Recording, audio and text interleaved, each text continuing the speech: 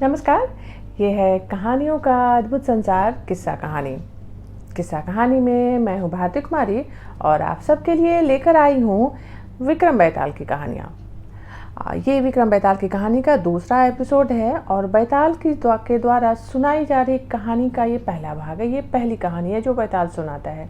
पिछले एपिसोड में आपने सुना कि ये विक्रम बेताल आए कहाँ से।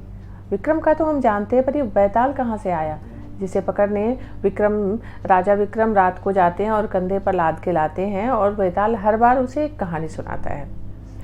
तो अगर आप पिछला जानना चाहते हैं बेताल की उत्पत्ति कैसे हुई, बेताल का जन्म कैसे हुआ, तो पिछला एपिसोड सुनिए प्लीज़। और आज मैं सुनाऊंगी कि जब बेताल को कंधे पर लाद कर राजा विक्रमादित्य चले तो बेताल ने कहा कि रास्ता काटने के लिए मैं तुम्हें एक कहानी सुनाऊंगा। तो राजा ने कहा कि हाँ ठीक है, चलो सुना देना कहानी।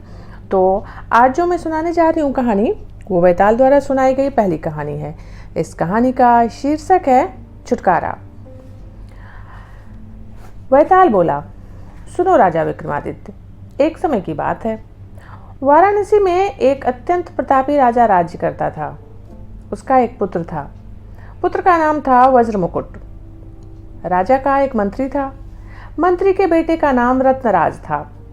दोनों में बड़ी गहरी मित्रता थी। वो प्रायः साथ रहते और साथ शिकार खेलने जाते। एक समय की बात है, दोनों जंगल में शिकार खेलने गए। शिकार खेलते खेलते दोनों एक दूसरे से बिछड़ गए। वज्रमुकुट एक ओर चला गया और रत्नराज दूसरी ओर। दोनों के घोड़े हवा से बातें कर रहे थे। दोनों हिरण का पीछा कर रहे थे। बहुत दूर निकल जाने पर वज्रमुकुट को ध्यान आया कि वो काफी आगे आ गया है, उसे लौट जाना चाहिए। हिरण तो हाथ आए न थे, वो सब भागकर घनी झाड़ियों में छिप गए थे। वज्रमुकुट वापस लौट पड़ा। अनुमान से वो लौट रहा था तो उसे रास्ते में एक महल दिखाई पड़ा। महल इतना सुंदर था कि वो देखता रह गया। वो महल किसी राजा का था। काफी चहल पहल थी। महल के बगल में एक बहुत बड़ा और सुंदर बगीचा था। नाना प्रकार के सुंदर फूल खिले थे। पानी के रंगीन फव्वारे उछल रहे थे। पानी के हौजों में एक से एक मछलियां तैर रही थी और एक और एक बहुत सुंदर मंदिर बना था। राजकुमार बगीचे में आ गया। वो बहुत थक गया था तो उसने बगीचे में आराम करने की सोची। अपना सुंदर घोड़ा एक तरफ बांधकर वो आराम करने लगा। तभी बगीचे का माली उसके पास आया और बोला, तुम कौन हो, यहाँ कैसे आ गए? राजकुमार ने अपना नकली परिचय देते हुए कहा, भाई मैं एक मुसाफिर हूँ, बहुत दूर से आ रहा हूँ, थक गया हूँ, थोड़ा आराम कर लूँ। माली बोला, ओ बटोही, अभी राजकुमारी मंदिर में पूजा करने आएगी, तुम जल्दी से रवाना हो जाओ। अगर राजकुमारी ने तुमको देख लिया तो वो नाराज हो गई तो तुम अपने साथ साथ मुझे भी मुसीबत में डाल दोगे भाई। अच्छा, मैं अभी चला जाऊंगा। राजकुमार की बात पर माली बेफिक्र होकर चला गया। राजकुमार भी जाने के लिए अपने घोड़े की जीन ठीक करने लगा। कहानी सुनाते हुए बीच में बेताल बोल पड़ा, तो राजा विक्रम, संयोग देखो कि इसी समय राजकुमारी अपनी सहेलियों के साथ मंदिर में पूजा करने के लिए आ गई। वज्रमुकुट ने उसे देखा तो देखता ही रह गया। इतनी सुंदर लड़की उसने पहले कभी नहीं देखी थी।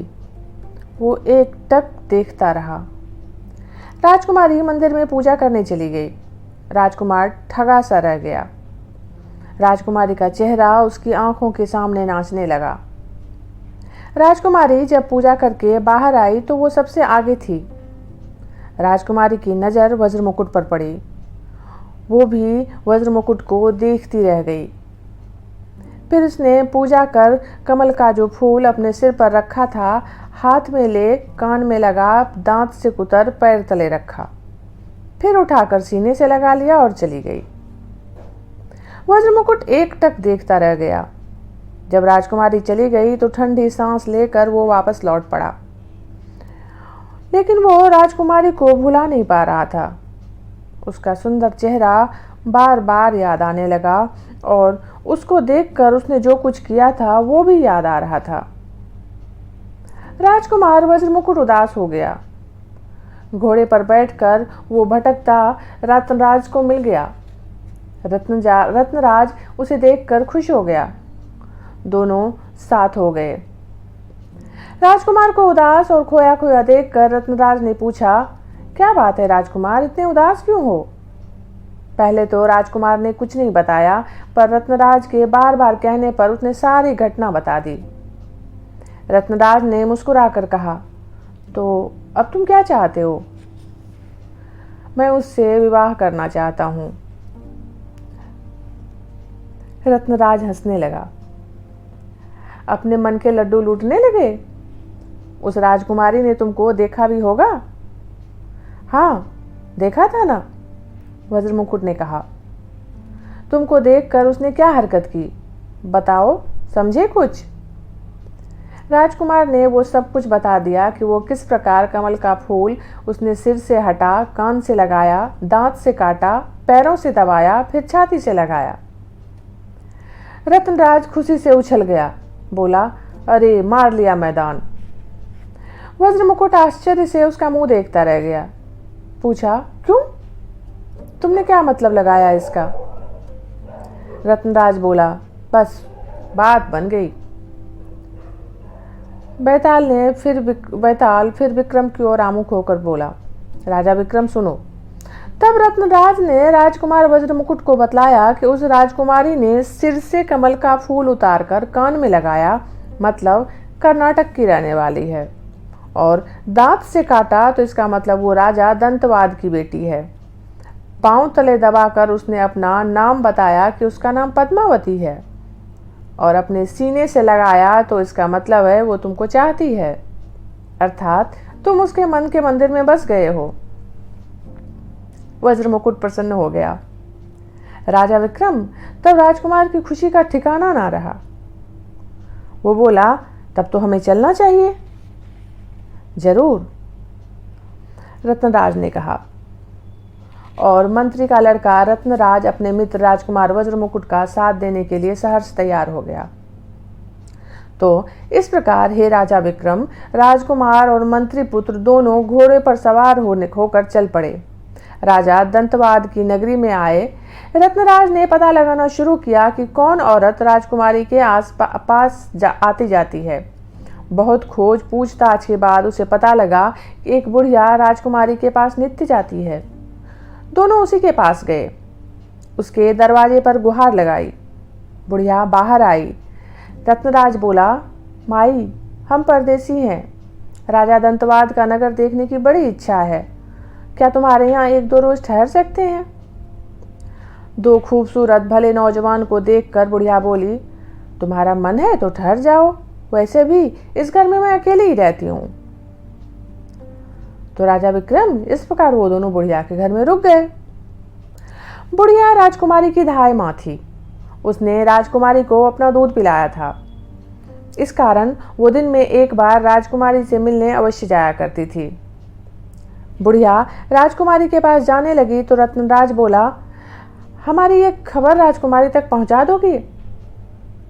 हाँ हाँ, बोलो, क्या कहना है? बुढ़िया ने पूछा। रत्नराज बोला, राजकुमारी से कहना मंदिर में जिसे देखा था वो आ गया है। अरे, अगर राजकुमारी नाराज हो गई तो मेरी गर्दन उड़ा देगी, बुढ़िया ने थोड़े संशय भाव से कहा।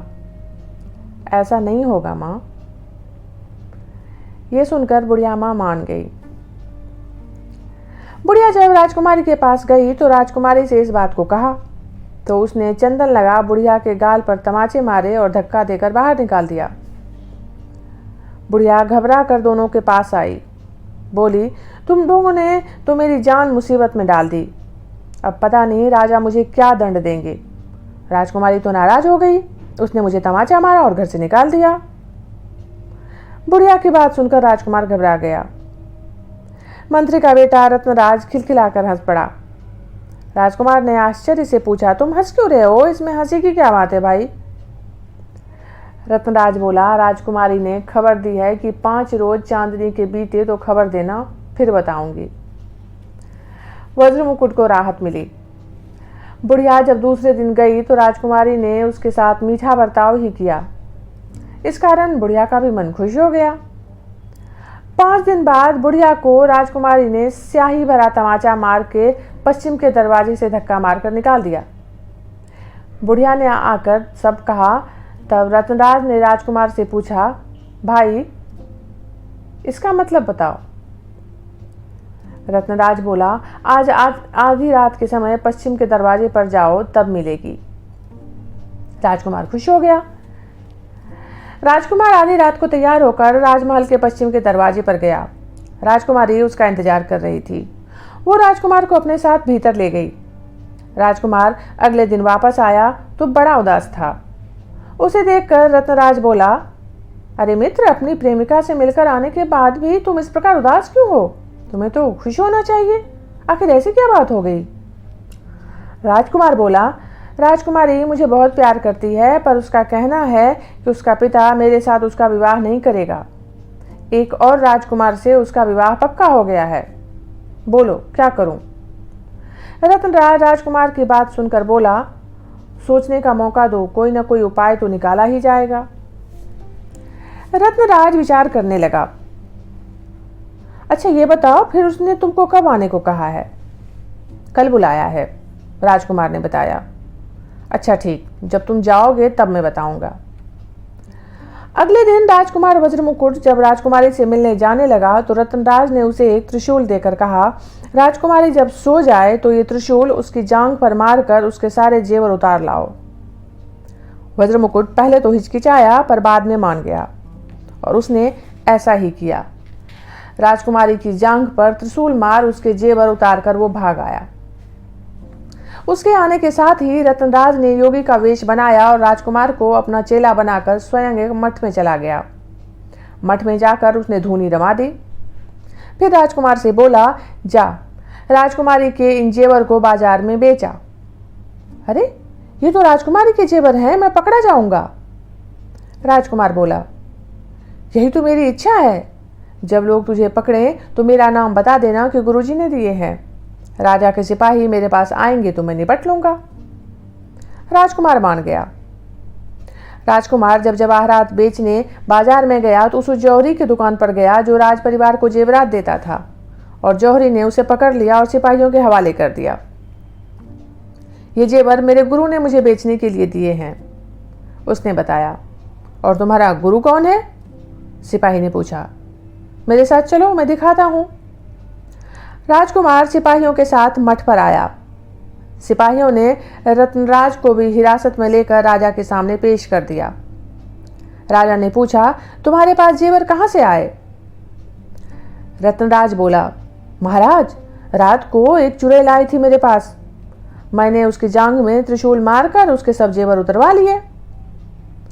राजा आश्चर्य में पड़ गया। उसने पता किया राजकुमारी की जांघ पर त्रिशूल का निशान था। बस क्या था, राजा ने उसे निकाल दिया। राजकुमारी को जंगल में छोड़ दिया गया। राजकुमार उसके पास गया।